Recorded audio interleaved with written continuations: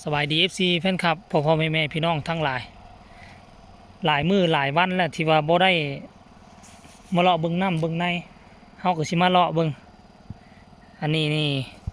เฮาสิมาดำปูดำปลาช่วงอาทิตย์ที่ผ่านมานี่อันน่ะ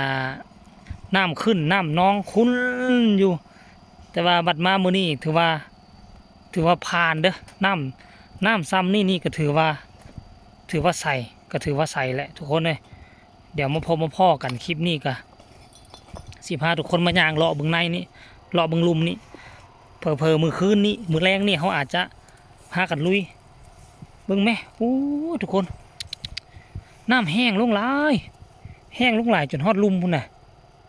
เห็นบ่น้ำน่ะน้ำแห้งลงหลายรถแหละ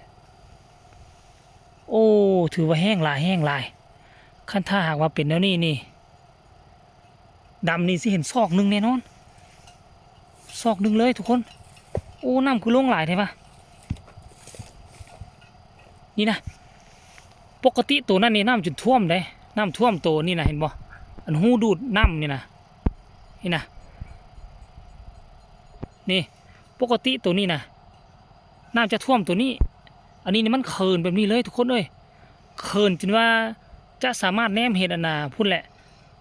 โง่หินอยู่ทั้งนอกพุ่นแหละทุกคนอันนี้น่าจะเป็นน้ำป่า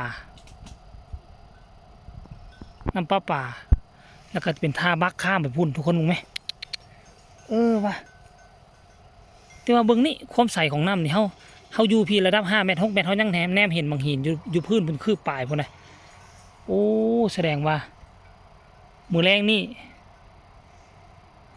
คันบ่เอามองนี่ก็เอามองลุ่มมุนเด้ทุกคนนี่นะเบิ่งปกติเขาสิดำเรียบนี่ขึ้นไปเนาะเห็นบ่ดำเรียบนี่ขึ้นไปโอ้แจ๋วทุกคนเบิ่งติ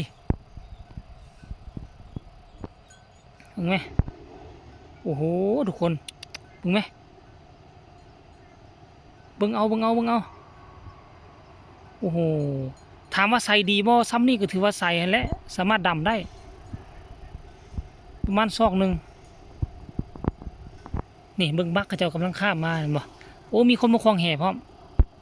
อันนี้บักเขาเจ้าข้ามมาบ่ได้มาดำอยู่นี่ก็4-5 เดือนแล้วได้นี่นะอันนี้คือท่าบักวิถีชีวิตของคนแถวนี้เด้อทุกคนเด้อนี่และอันนี้ก็คือคนกำลังคลองแห่นี่ทุกคนนี่เห็นบ่นี่เบิ่งเราสิหมานบ่หมานคนมาคลองแห่เฮาแท้ลิ้นแห่บ่ได้เฮาต้องดำอย่างเดียวทุกคนเลยเห็นไหม